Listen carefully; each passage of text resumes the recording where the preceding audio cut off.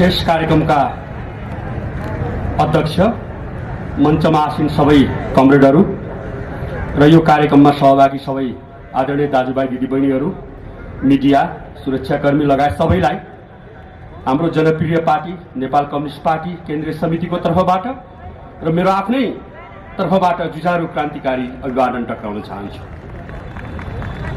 आज यो कार्यक्रम एमसीसी को विरुद्धमा आयोजित छ। आज तपाईहरु देशभरिबाट एमसीसी को विरोध गर्नको लागि, एमसीसी लाई खारेज गर्नको लागि, एमसीसी लाई खबरदारी गर्नको लागि, अमेरिकालाई खबरदारी गर्नको लागि, एमसीसी नेपालमा ल्याउनु पर्छ भन्ने दलाल शासकहरूलाई खबरदारी गर्नको लागि यहाँ सहभागी हुनुभएको छ। मैले धेरै विषयमा तपाईहरुको बीचमा आफ्नो कुराकानी राख्न चाहन्न। पानी पनि पर्न थालेको छ। मैले केही बुदामा तपाईहरुको बीचमा केही कुराकानी राख्न चाहन्छु।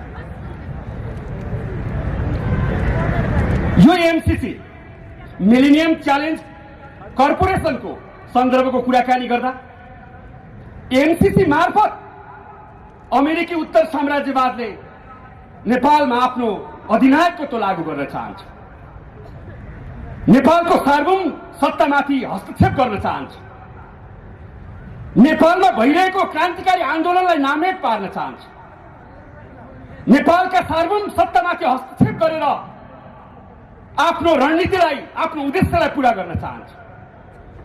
आदरणीय मित्रहरू, आदरणीय न्यायप्रेमी दाजुभाइ दिदीबहिनीहरू, हामीले भनिरहेका छौं हाम्रो देश गरीब छ अथवा हाम्रा देशका नागरिकहरू गरीब छन्। तर मलाई के लाग्छ भने हाम्रो देश गरीब छैन, हाम्रो देशका नागरिकहरू पनि गरीब छैनन्। बरु यो देशलाई गरीब बनाइएको छ, नेपाली जनतालाई गरीब बनाइएको छ। गरीब बनाउने दृष्टिकोण, उत्तर साम्राज्यवादी दृष्टिकोण र देशभित्र शासन चलाउने शासकहरूको गलत दृष्टिकोणको कारणले गर्दा हाम्रो देश गरीब भएको छ। पानीमा विश्वको सबैभन्दा धनी देश हाम्रो, पर्यटनमा सबैभन्दा राम्रो देश हाम्रो, युरेनियमको कुरा गरिहाल्नु भयो, लगायतका नेपालका विभिन्न स्रोत साधनहरूमाथि हस्तक्षेप गरेर साम्राज्यवादीहरूले आफूलाई रजाई गर्न चाहन्छ। यो देशका शासकहरूले कुर्सी बचाउने, सत्ता बचाउने पैसाको लागि यो देशलाई बिक्री गर्न चाहन्छन्, यो देशको स्वाधीनतालाई बिक्री गर्न चाहन्छन्। त्यसकारण यो एमसीसी खारेज हुन जरुरी छ। यो एमसीसी गलत छ।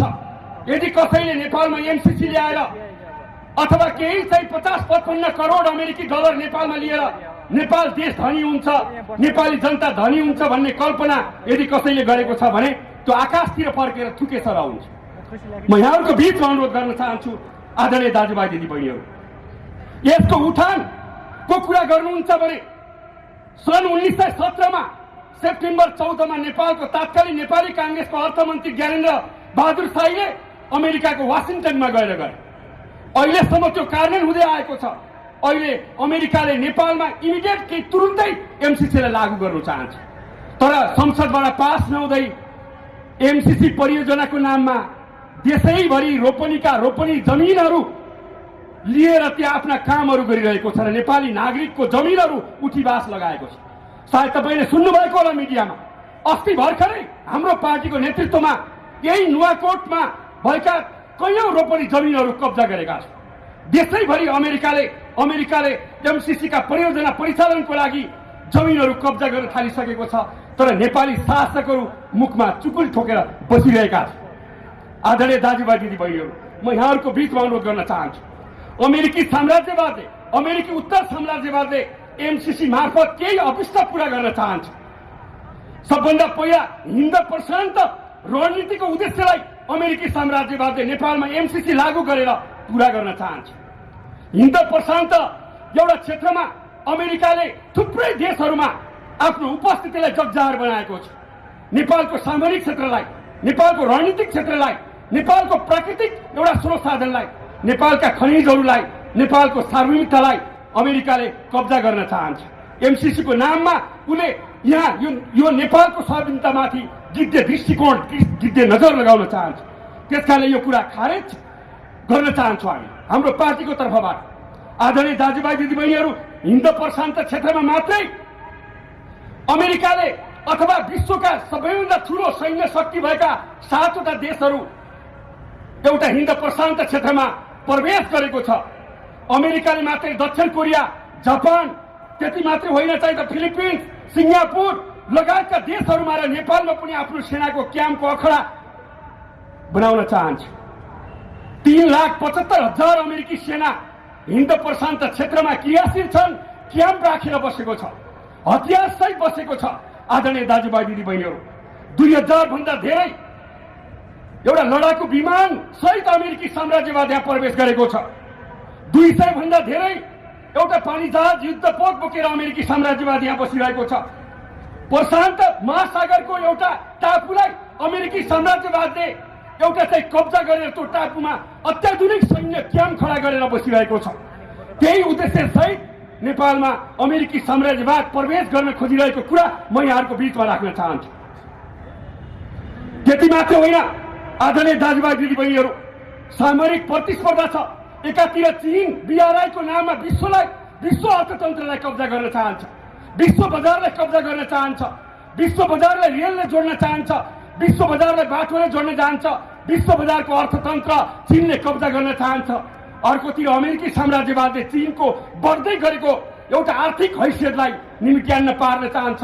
त्यसको लागि सबैभन्दा उपयुक्त भूगोल त्यो नेपाल बन्न जान्छ। भूगोलको प्रकृतिको हिसाबले एकातिर विश्वको दोस्रो ठूलो जनसङ्ख्या भएको देश भारत जसले विकास गरिरहेको छ, अर्कोतिर विश्वको पहिलो देश चाइनाको विकासलाई रोक्न नेपाल सबैभन्दा उपयुक्त भूगोल देखिन आउँछ। त्यसकारणले गर्दा अमेरिकी साम्राज्यवादले नेपाललाई एउटा आफ्नो रणनीतिको केन्द्र बनाइरहेको छ र यहाँ एमसीसी परियोजना मार्फत आफ्नो अधिनायकत्व लागू गर्न खोजिरहेको छ। किन घातक छ त एमसीसी? के अमेरिकाले यहाँ पैसा दियो त्यसकारणले घातक छ? त्यो होइन। आदरणीय दाजुभाइ दिदीबहिनीहरू, पैसा सबै कुरा हो, पैसा केही पनि होइन। तपाईसँग आज पैसा छ, पैसा भोलि नहुन सक्छ। हिजो पहिलो विश्वयुद्ध, दोस्रो विश्वयुद्धमा कत्रा ठुला लडाइँ लडे तपाईँलाई थाहा छ? प्रथम विश्वयुद्धमा 7 करोड मान्छे मरेको होइन, दोस्रो विश्वयुद्धमा 7 करोड मान्छे मरेको होइन। हामी भन्न चाहन्छौँ भर्खरै तपाईँले अफगानिस्तानमा अमेरिकी साम्राज्यवादले 10 वर्षदेखि कब्जा गरेको अफगानिस्तानलाई तालिबानहरूले चाहिँ पत्तासाप बनाएर लखेटेको होइन। हामीले यो कुरा बुझ्न जरुरी छ। अमेरिकी परियोजना एमसीसी लागत खर्चको हिसाबले निकै महँगो छ, त्यसकारणले यो खारेज हुन जरुरी छ। परियोजना स्थलको जमिनमाथि नेपालको स्वामित्व नरहने प्रावधान भएको कारणले गर्दा यो गलत छ। नेपालको जलस्रोतमा अमेरिकी एकाधिकार लागू गर्न चाहन्छ, त्यसकारण यो गलत छ।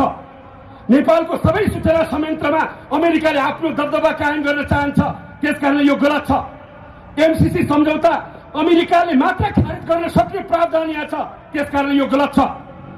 नेपाल सरकार स्वतन्त्र ढङ्गले रहन सक्ने स्थिति छैन यसमा, त्यसकारण यो गलत छ। एमसीसी सम्झौता अनिश्चितसम्म नेपालभित्र रहन सक्छ, त्यसकारण यो गलत छ। लेखा परीक्षण अमेरिकी कम्पनीले मात्रै गर्न सक्छ, त्यसकारण यो खराब छ। विद्युत प्रसारण लाइन रहेसम्म अथवा उसले आफ्नो परियोजना रहेसम्म त्यसको सुरक्षाको लागि अमेरिकी सेनाहरू नेपालमा क्याम्प खडा गरेर बस्नेछ। जसरी इराकमा बस्यो, जसरी अफगानिस्तानमा बस्यो, जसरी श्रीलङ्कामा प्रवेश गर्ने कोसिस गर्यो, लगायतका विश्वका विभिन्न मुलुकहरूमा जसरी अमेरिकी साम्राज्यवाद पस्यो, सियो बनेर पस्यो, मुसल बनेर निस्कियो। त्यो देश न सिङ्गो रह्यो, त्यो देशको अर्थतन्त्र न गतिलो भयो, न त्यो देशमा युद्ध रोकियो, न त्यो देश विघटन हुनुबाट रोकियो। त्यसकारणले गर्दा अमेरिकी साम्राज्यवादको एमसीसी परियोजना खारेज गर्न जरुरी छ।